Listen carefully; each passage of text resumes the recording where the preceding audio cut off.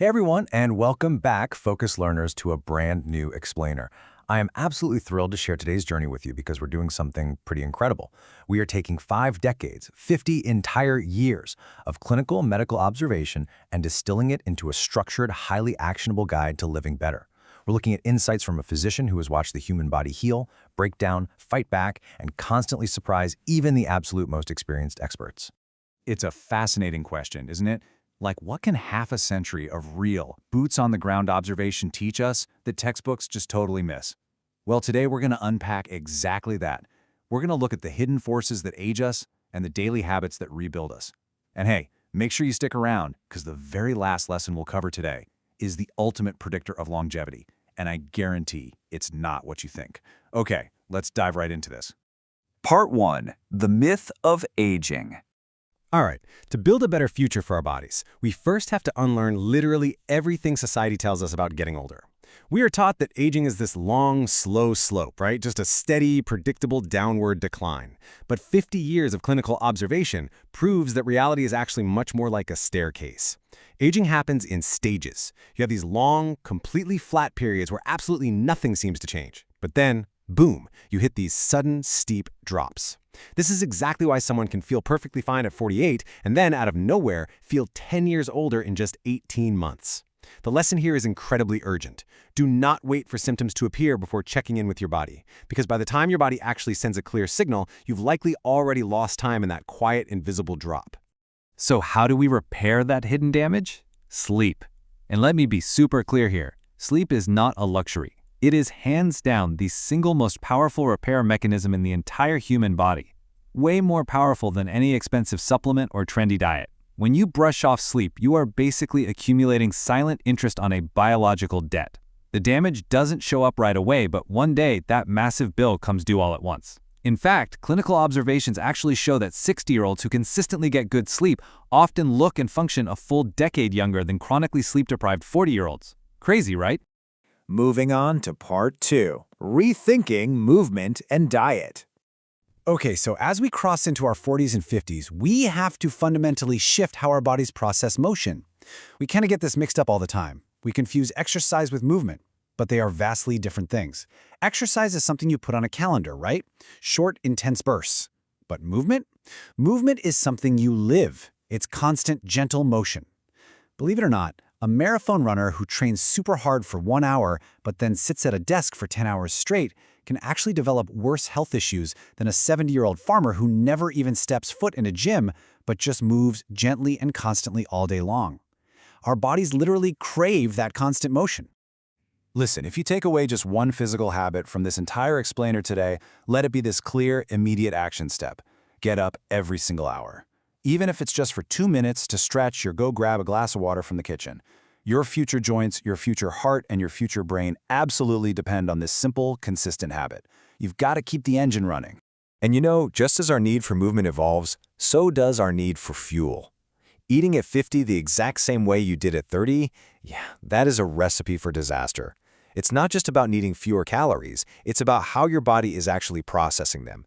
If you aren't strictly monitoring your protein intake, adding daily fiber, and totally obsessing over the quality of your food, you risk silent muscle loss. And just like with sleep, the body is eventually going to send you a bill for this neglect. And guess what? It usually arrives in the form of sudden, completely unexplainable fatigue and physical weakness. Part 3. The Biology of Loneliness. So, we're shifting gears now from physical inputs to invisible threats. We almost always think of loneliness as just a sad feeling, right? But it is actually a hard biological trigger. Decades of medical observations show that socially isolated patients decline significantly faster than folks with strong relationships, even if their lab results look way better on paper. Social isolation causes measurable inflammation, it spikes your stress hormones, and it actively weakens your immune system. Reconnecting with people isn't just some sweet feel-good idea, it is a strict biological necessity. It is quite literally as vital to your survival as eating or breathing. Which leads us to a pretty profound question.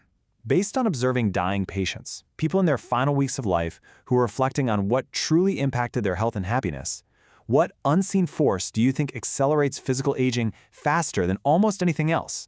Take a second and guess. It's chronic stress and unresolved conflict.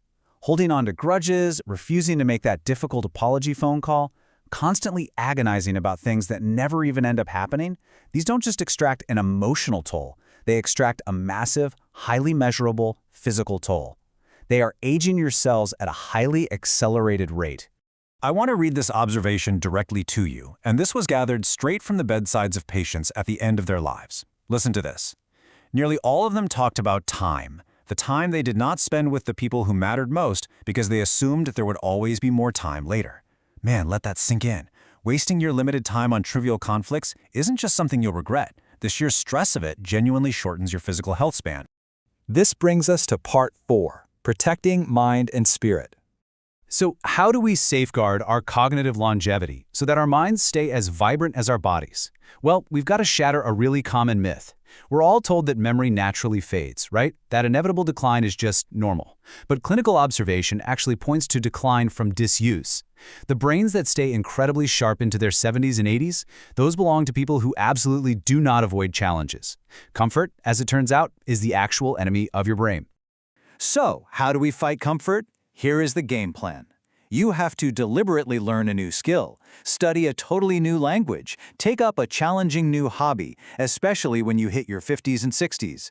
Doing these things actually physically changes the structure of your brain and protects it for decades. And yeah, I know it feels super frustrating to learn something new when you're older, but you have to lean into that, embrace it, because that frustration, that is the literal sensation of your brain protecting itself. Now, alongside challenging your brain, you have to nourish your spirit. There's this profound realization from our source material about the sheer danger of waiting for milestones to be happy. You know, waiting for the promotion, waiting until the kids are finally grown, waiting for retirement. But here's the truth. Joy postponed indefinitely often becomes joy never experienced at all. Life rarely waits for our little checklist to be complete. The healthiest people figure out how to find small, genuine moments of daily joy right now, today, rather than waiting around for permission to be happy later. And here we are, Part 5, the ultimate longevity predictor. We have officially arrived at the climax of our explainer. This is the final lesson I promised you way back at the beginning of our journey today. After 50 years of practicing, observing, and treating literally thousands of human lives, what is the single greatest predictor of a long, vital, meaningful life? Well, I'll tell you what it's not. It is not your genetics. It is not your diet. It's not exercise alone. And no, it's not even your access to top-tier medical care. So, what is it?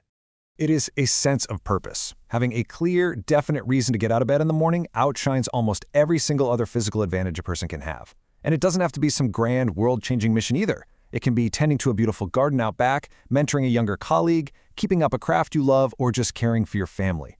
Direction beats physical advantages time and time again. And I want to be crystal clear on this. Purpose is not just some soft, abstract kumbaya concept. Purpose is a hard biological mechanism. It directly regulates crucial hormones in your body. It actively boosts your overall immune function. It even improves cellular aging markers that researchers can literally measure in a lab. Having a reason to live may quite literally be doing more for your long-term health than a whole cabinet full of prescriptions ever could.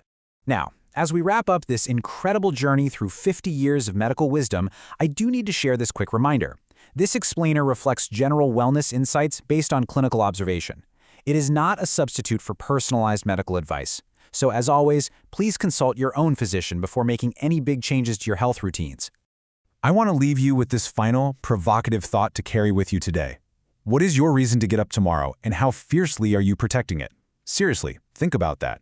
Protect your sleep, keep your body in gentle, constant motion, reconnect with the people you love, embrace the frustration of learning something completely new, but above all else, find your purpose and guard it with everything you have.